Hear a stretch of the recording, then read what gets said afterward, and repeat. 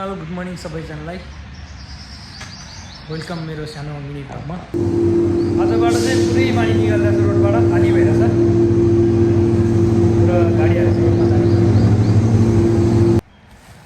अब मेरोतिर चाहिँ कस्तो भने यतातिर चाहिँ अब घाम लागेपछि टक्क रुखमुनि बस्न पाइने, अब शीतल हुन्छ नि त, त्यही भएर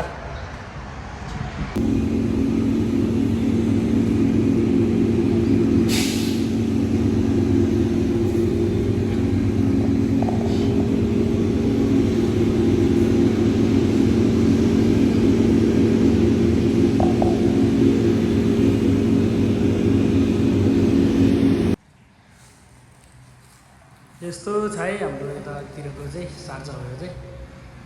चार्जरतिर चाहिँ यस्तो राम्रो छ, हल्का बुल्को भनौँ। मलाई देखाउने कसरी दियो यसरी नहुँदैछ।